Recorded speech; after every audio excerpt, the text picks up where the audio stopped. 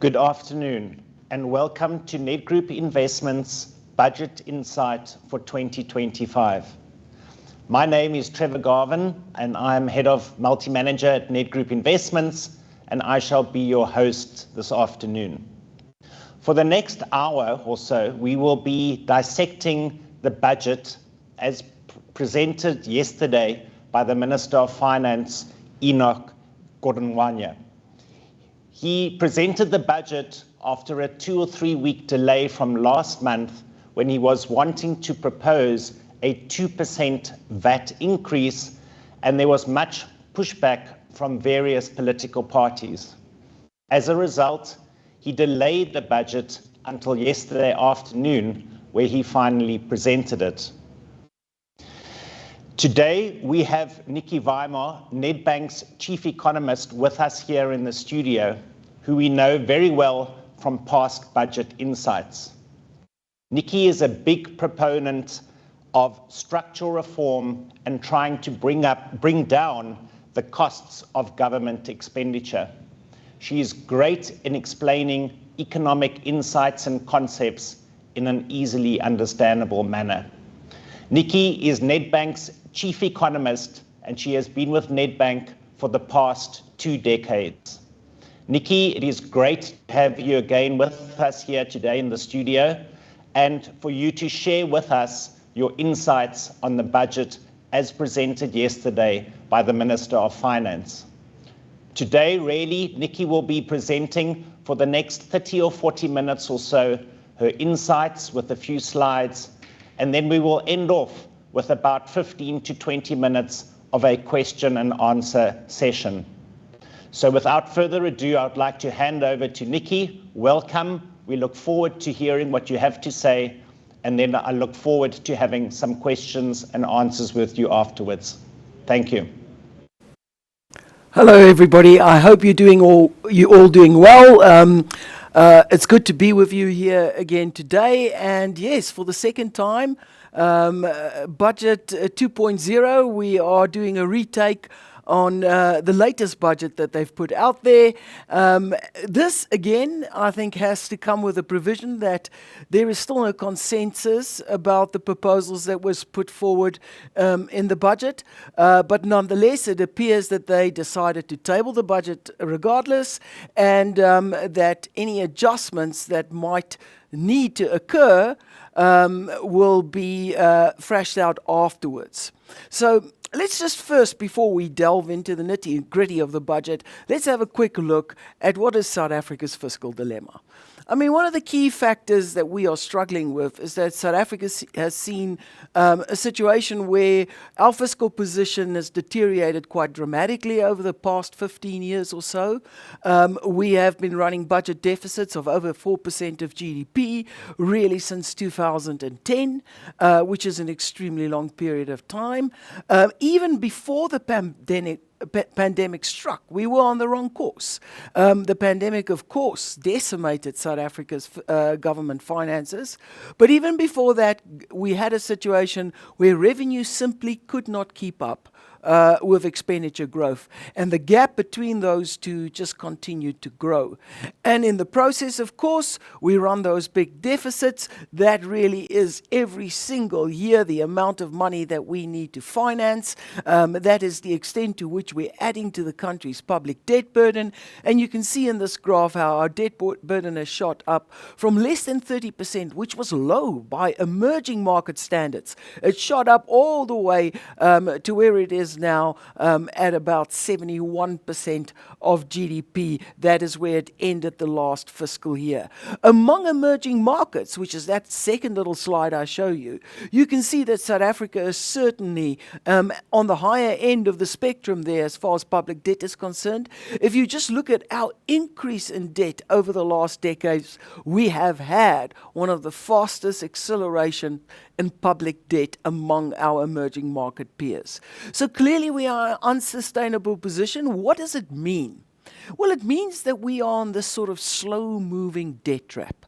You've got a situation where debt service cost has escalated from 52 billion rand, that's all it cost us back in 2003, 2004, all the way up to over 350 billion rand just to service the interest on our debt.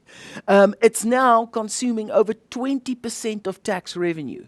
So as debt service cost is climbing because of this big debt burden, because we continually are running these large budget deficits, essentially what is happening is it's crowding out all other forms and other spending priorities. As you can see in that final slide there, I show you what's happened to non-interest expenditure, which is really the spending you want to see more of. This is the spending that reaches the public, and that has just slowed gradually over the years as a result of the situation we find ourselves in. So that was the challenge coming into this budget. Now, how do you get out of a slow-moving debt trap? Well, you can grow faster. That's probably the most painless way of getting out of a poor fiscal position, is grow faster. The problem for South Africa is a big reason why we can't grow faster is because we have these very significant supply side constraints. We have it in electricity, even though that's going a little bit better. We have it in logistics, road, rail, and port infrastructure is insufficient, expensive, and unreliable. We have it in water supply, we have it in general municipal services, and we have it in our regulatory burden. So we have these supply constraints, which means that even if demand picks up a bit of momentum, very quickly it starts to put pressure on supply, shortages start to emerge, we run out of electricity, the rail system gets clogged up, the port system gets clogged up, and before we know where we are, you've got inflation accelerating, interest rates need to go up, and you're slowing demand to deal with it. So these infrastructure constraints are one of the big reasons we can't grow our way out of trouble in an easy way. And the irony, of course, behind all of that, it is partly government's fault. Well, it's mainly government's fault in the sense that we've had decades of underinvestment in infrastructure and a prioritization, really, of social expenditure over infrastructure spending. And the outcome of that is weak growth, fading revenue, tax revenue, and of course has led to this acceleration in the budget deficit and the build-up in debt. So they're all very much connected. The other way to get out of it is you simply adopt fiscal austerity, raise taxes, cut spending, do a little bit of both, or you can do some mix of the two, where you try and undertake as many structural reforms in order to get your economy to grow a little bit faster, and while at the same time containing spending possibly to the rate of inflation, sort of keeping it steady and real in inflation-adjusted terms. Try and seek some efficiencies out there, get rid of the waste, and limit your tax relief until you've got your deficit on a better footing, and you're starting to control the rate of escalation in the public debt burden. Those are the options. Now, this budget that they presented for this year, it doesn't really do any of that, to be honest with you. It attempts to stimulate economic growth, but at the same time, it is again really increasing social expenditure and consumption expenditure at a rate well above the rate of inflation. And as a result of that, they found themselves in a pretty difficult spot. So just to remind you where we are before we delve into the details on the year ahead, this is where we ended the fiscal year that comes to the end, that comes to its end at the end of this month. And there you can see we've got revenue, we've got expenditure, we've got the deficit, we've got what the outcome were of the budget at the end of March 2024. Then we had what they basically anticipated or planned for in February last year. So that was the budget they set for the fiscal year ahead last year. Then we have the revisions to that in the medium-term budget policy statement, and then we've got the outcome. And as you can see, again, we've had a situation where government revenue, in other words, tax revenue, is again disappointed. It has fallen short of expectations. In February, they were hoping to grow tax revenue by 6%. At the end of the day, they only managed growth of about 4.2% in tax revenue. The main reason for that is put together in that little graph, and those two graphs you see to the one side. We've had much weaker economic growth. They thought the economy would grow by over 1% or around 1% last year, and at the end of the day, it only managed growth of 0.6%. So it's a very familiar story. Disappointing economic growth, combined with that, which also affected the tax take. Remember, inflation is always good for governments, regardless of what they say.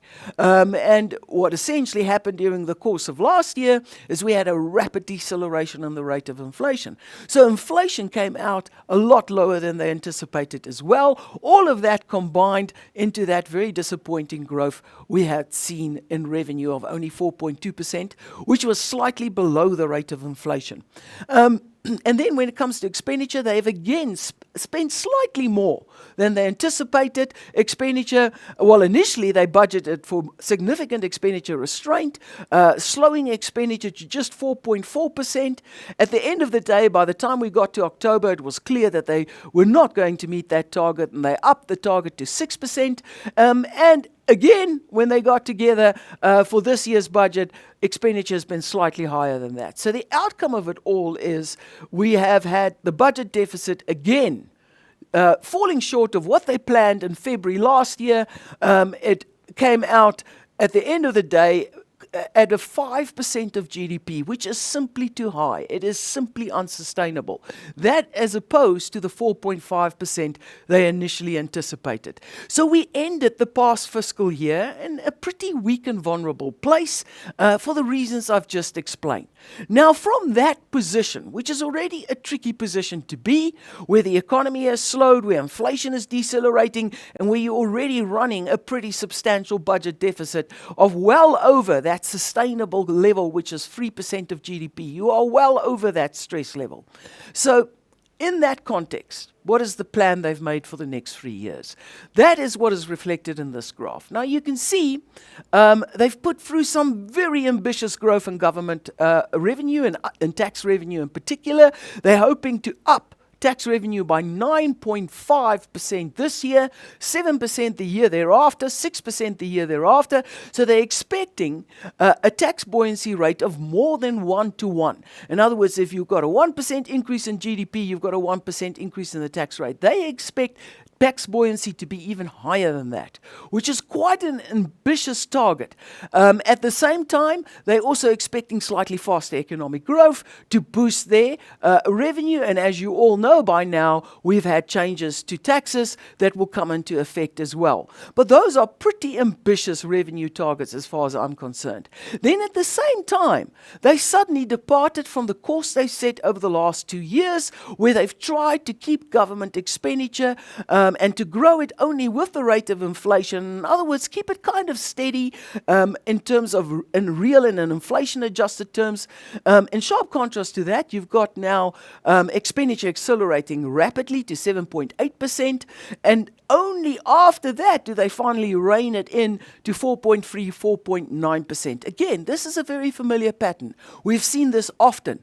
They'll have a big increase in the budget year ahead in expenditure and then claim that they're going to pull it back in 26, 27 and 27, 28. So in the outer years of their planning. And as a result, you're sitting with a much bigger budget deficit than what they already planned for in October last year. So the budget deficit now, it still eases, but it eases at a much slower pace and gets you to 3.5% of GDP in 3 years' time, which is still pretty high. So we're just in an unsustainable place, and the big difference in this budget, and what makes this budget a little bit disappointing in my opinion, is that we see this big acceleration coming through in expenditure. So the next question you clearly ask yourself is, all right, what type of expenditure? Because that matters. If it's capital expenditure, yes, maybe you want to borrow more to finance capital expenditure. We also know that one of the reasons we can't grow faster is because we need to invest in infrastructure. So perhaps that's putting the emphasis in the right place. So that's the first question we need to ask. Is it capital expenditure or is it more consumption expenditure? So that's on the expenditure side. And then, given that you're running a larger budget deficit already, That means your debt burden is going to rise, debt service cost is going to be higher, and consequently, you're going to have to raise more revenue. How are you going to do that? And the way they've gone about it with those very ambitious revenue targets is they are assuming pretty strong economic growth in our context, given that our growth rate is capped by these supply side constraints we have. It's probably capped at about 2%, but they are anticipating growth of 1.9% this year, 1.7% next year, and another 1.9% in 2027. So they expect the economy to accelerate. Their inflation forecasts, well, it differs from year to year, but it's very close to ours and to that of the Reserve Bank, and the last time I checked, to what is out there in the market as well. So growth is going to help them to some extent. But the biggest boost, the reason they've clocked and penciled in those big increases in revenue, is mainly because they are upping the VAT tax rate. That's the big change. Now, in the budget that never came to be, that never was to be, in that particular budget, the aim was to up the VAT rate by 2 percentage points, from 15 to 17%. The DA obviously objected, and the rest of the story is well known to all of us. Now, amid that drama, what essentially happened is they have opted to move it by only 1 percentage points over a gradual period of 2 years. So they're going up 0.5 percentage points, another 0.5 percentage points next year, taking your VAT rate by the end of next year to around 16%. Now, that is going to give them a fair amount of money. What they're anticipating it will bring them is 13.5 billion rand in extra taxpayer funds this year, then 14.34 billion next year, plus another 15.5 billion for that additional 0.5% they put in. So then it becomes very significant. It comes down to 23 billion rand that they're going to get additional from the VAT hike, and then it stays at that level for the last year of their planning phase, another 24 billion that they expect to get through the VAT increase. To compensate for that, they've added a few more goods to the zero basket, the zero-rated basket, to protect especially lower income earners from the impact of the higher VAT rate. The other thing they've done is they did make no adjustments to the fuel levy, so that certainly helped. But they've been pretty aggressive on the sin taxes, the so-called excise duties. They're hiking them really between 4.7% and 6.8%. So even there, they are taking $1 billion this year, another $1 billion next year, and another $1 billion in 2027. 28. And then the other big thing they did, which actually nets a fair amount of money, is they did exactly what they did last year.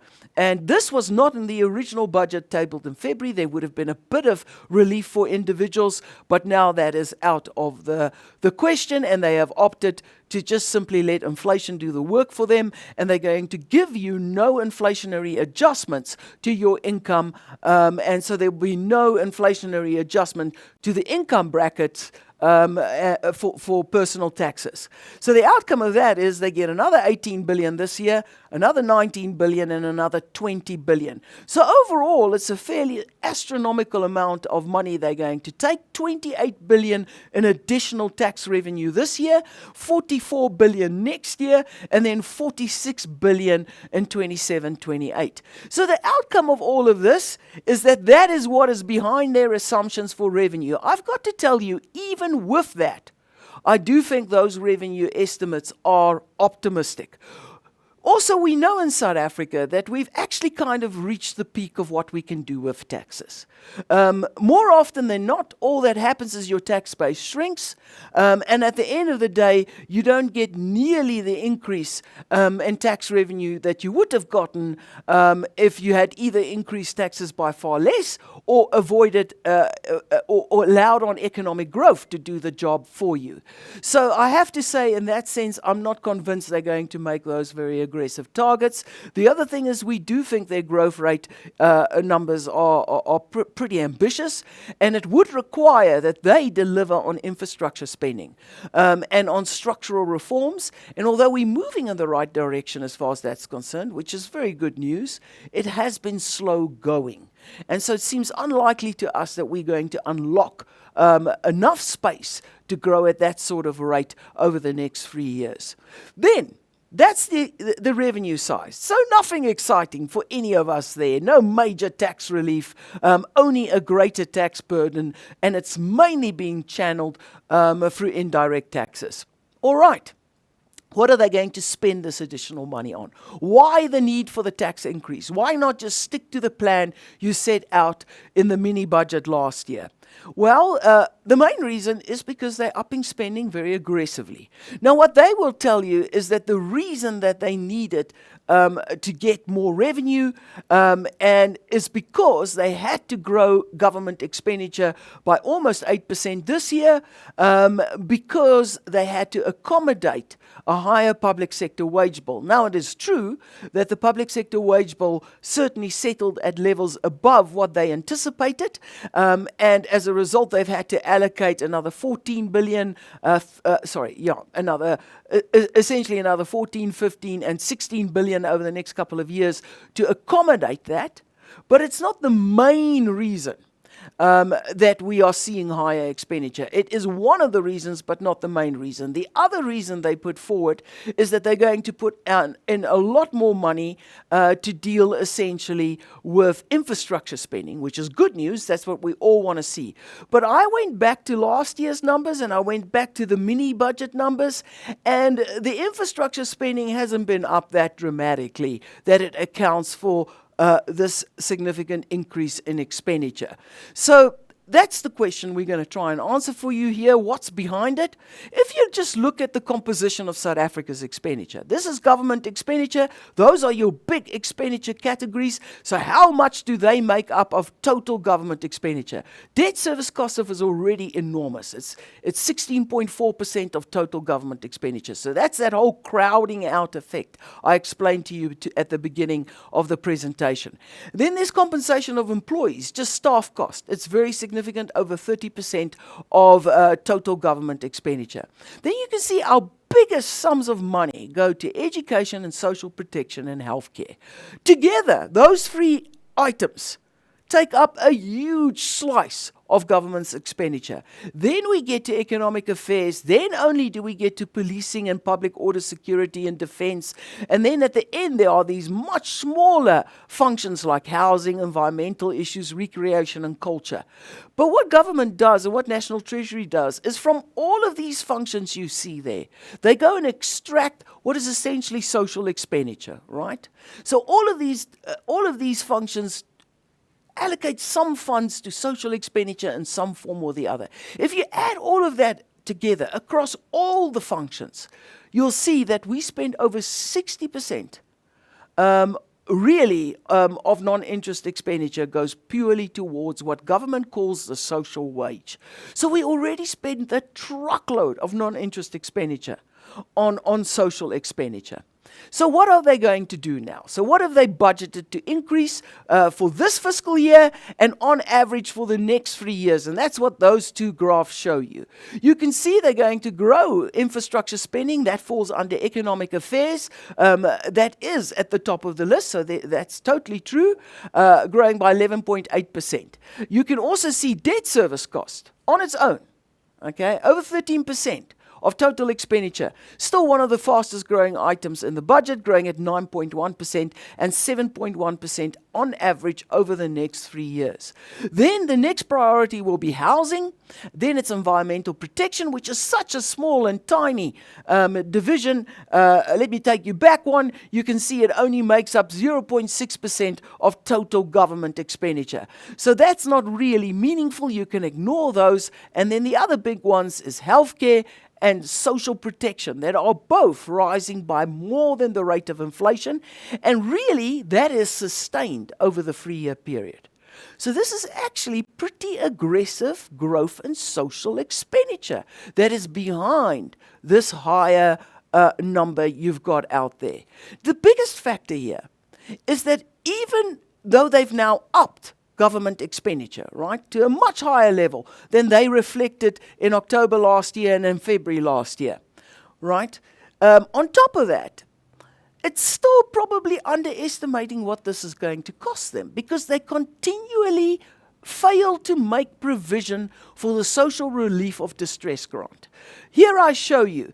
They say, yes, social grants are going to grow at well over the rate of inflation at 6.5% in 25-26, but then it's going to come all the way down. It now consumes about 3.6% of GDP, and we're going to bring that down to 3% of GDP. But they make zero provision for a continuation in the social relief of distress grant in 2026-27 or in 27-28. So it misrepresents the story to a large extent.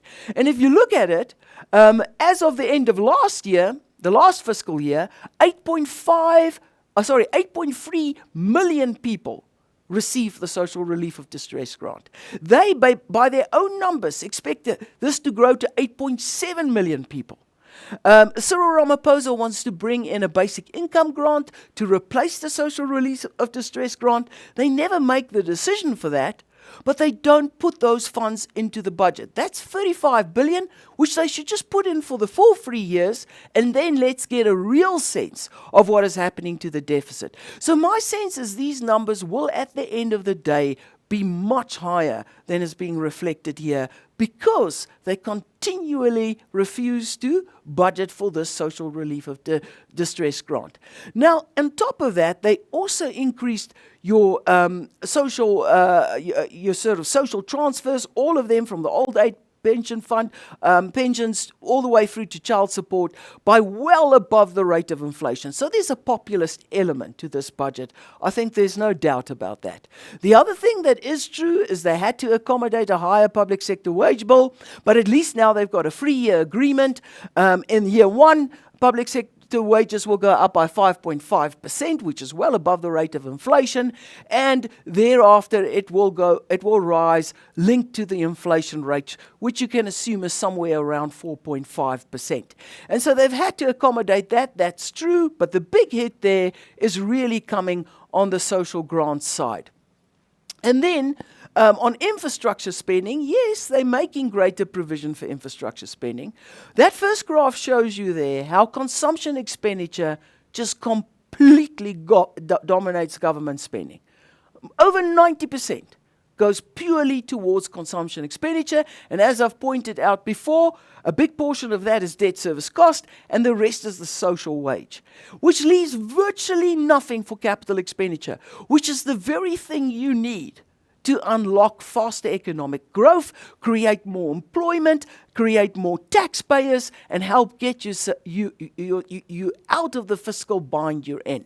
And you can see their aim is they want to grow it to about 8.2%. Not a very ambitious target, but they want to take it to about 8.2% of total government spending over the next 3 years. And as a result, that second slide there, you can see they're going to up it by 11% this year, and then they slowed all the way back down to 1.6, 1.9%. And they've got some key infrastructure projects in there, including the grid expansion, which is essential, some water infrastructure, some road infrastructure, and some efficiencies around especially Transnet and the logistical network. So there's some essential infrastructure there that has to happen.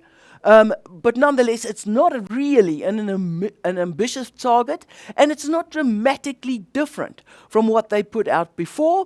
And based on our peers, it is still bitterly low. You still got infrastructure spending at less than 5% of GDP, even after that growth. And so given that we're running a wider budget deficit, state debt costs continues to climb. They're hoping that it will start to slow down, but it still grows at a rate of 7.1%, which is faster than the rate of inflation over the next 3 years. And it still consumes about 20% of our tax revenue. So that slow-moving debt trap we got caught in, that I spelled out to you at the beginning of the presentation, we didn't really address that now, did we? Now, to their credit, if you strip out debt service cost, all right, and you just look at whether they run a surplus or a deficit when you look at expenditure excluding debt service cost, they are going to try and push to increase the primary surplus, which is the balance we look at when we exclude debt service cost, and grow that to 1.9%. So that's commendable, and credit is needs to go to them for that. They've been running a primary surplus for 3 years. Last year it came down quite a bit, only 0.3% of GDP, but they're hoping to extend that back to 1.9%.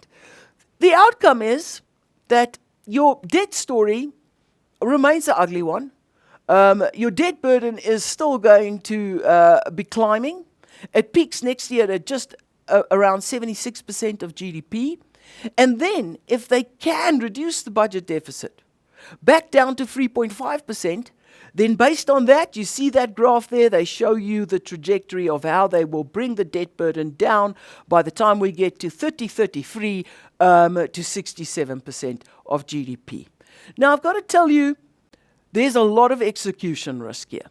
If I look at this budget, firstly, just those revenue growth estimates, 9% this year, another 7%, another 8%, it just seems incredibly unrealistic to me, even with the increase in the VAT rate. And it's partly because it's based on such robust growth numbers.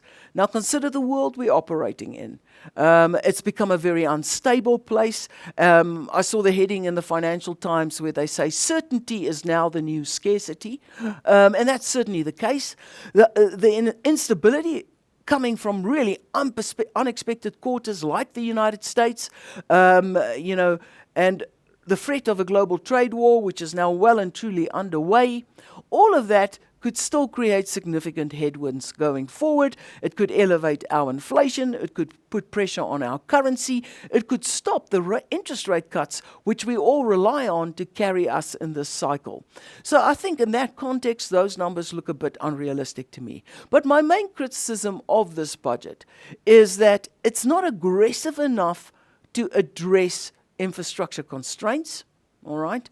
The money allocated for infrastructure investment is still too little to really even begin to deal with the backlog and therefore to meaningfully lift our economic growth rate. It's commendable that it's there, but it's not aggressive enough. And at the same time, there's still this populist element where you're growing the social wage really at well above the rate of inflation.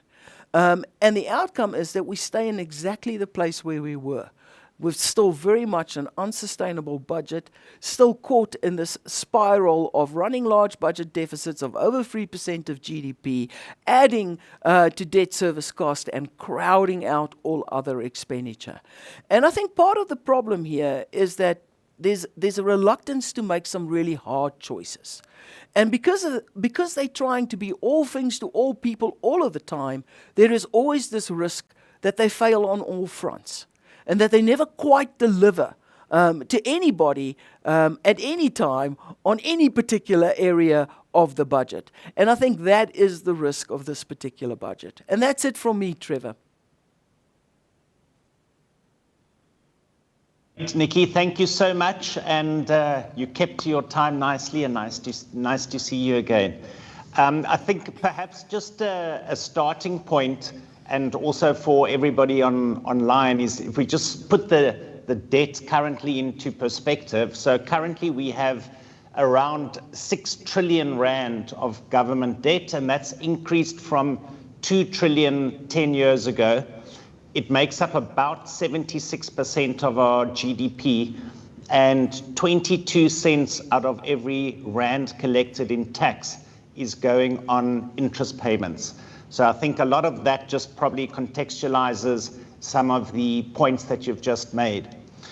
Nicky, just to start off with, and if we go into a few questions and answers here, can we start off with basically what actually going forward now practically in the next few weeks are the actual steps that are going to happen?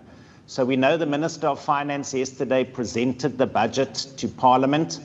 We know this is, I think, the first time in 30 years that the ANC does not have a majority, so they can't just automatically vote it through Parliament. And for the next few weeks, there's quite a bit of debate that's going to happen. The DA has come out currently saying they are not supportive of it in its current format. The EFF as well. A few of the smaller parties have said they're sitting on the fence. Can you just talk us maybe through practically what happens between now and the next few weeks that actually needs to get voted on in Parliament, and how you see that playing out? I actually don't know exactly how it will happen, because say it is rejected and then there's a debate and eventually they get people to compromise on certain elements and maybe move slowly towards a consensus. But essentially the story they've put out there is that there is this piece of legislation, I think it is called the Money Appropriations and Allocations Amendment Bill. And that allows them to bring in amendments throughout the fiscal year, and that they actually have time for the whole fiscal year to seek the consensus they need. And so that as they, sort of cover every issue that, partners in the Government of National Unity might have with the budget and get to a consensus, they can just amend that element, and amend that element. That's how I understand it, because there is this piece of legislation. And that's part of the reason why they decided to go ahead and still table the budget, even though they knew going into it that it had again been rejected. Nicky, one of the things that stands out for me, and I'm not sure if I'm missing something and it's a red herring or not. I mean, we had this massive debate around this potential VAT increase of 2%, and actually now they've tabled the 0.5%. And as you showed in your slides, it's about 13 billion revenue this year, 15 next year, 16 the year after. The other one we know is this bracket creep, where they haven't adjusted the income tax tables for inflation.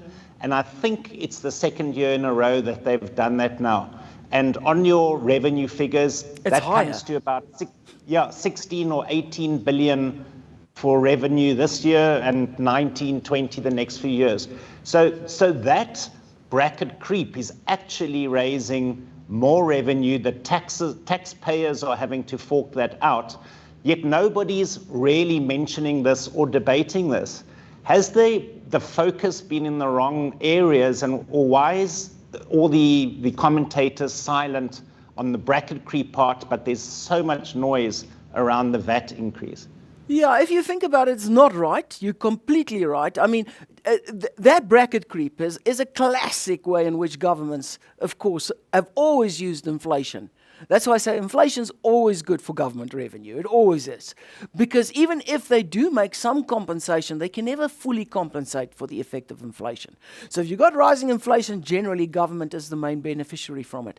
Now, of course, this is the second year that there's been no adjustment of that kind, but I think it comes down to the political sensitivity in South Africa. The worry here is that VAT hits your lower income earners a lot more than your higher income earners.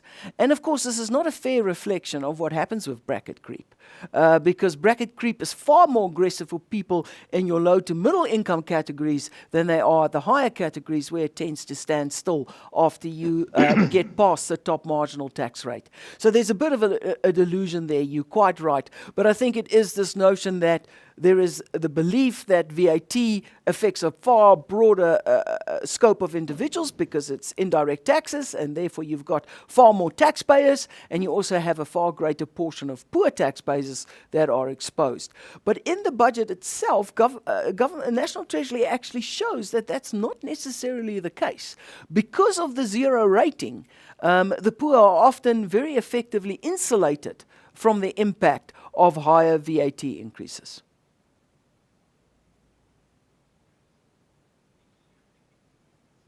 To mention, and you touched on it pretty much in your closing, is the global environment. And since America has got their new president, I mean, we've certainly had a lot of action on the global front the last 50 days or so since President Trump has come into power. You also mentioned that what's happened is that the volatility in markets has increased massively. And I think investors into South Africa and investors just generally definitely like certainty, because then it's much more easier to do forecasting, planning, etc. In terms of the South African budget, how much of the budget is sensitive to this geopolitical risks and the volatility that we're finding out in the marketplace? Is Trump and his policies, his stance towards South Africa, the tariffs he's implementing, the European Union and their counter reciprocal tariffs, etc., it's all creating a lot of noise, but how much actually does it impact the specific South African budget hitting our targets? Is it a material impact, or is it a little bit more on the sides? To the extent, so I mean, listen, what is happening now is very unlike his first term, all right?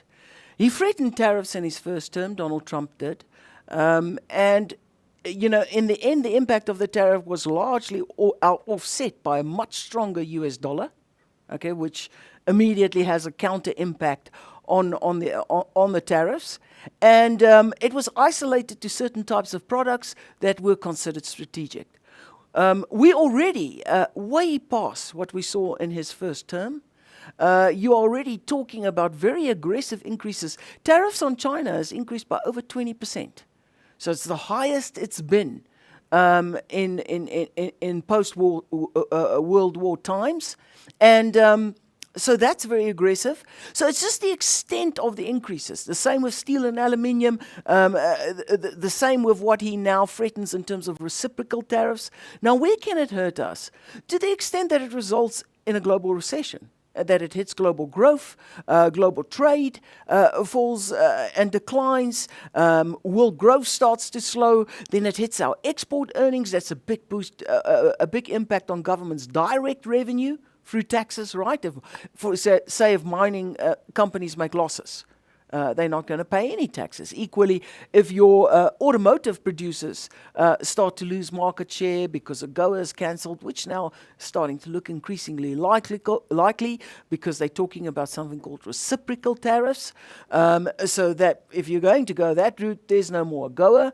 So it really hits us, it hits tax revenue indirectly through the impact on global trade and global growth.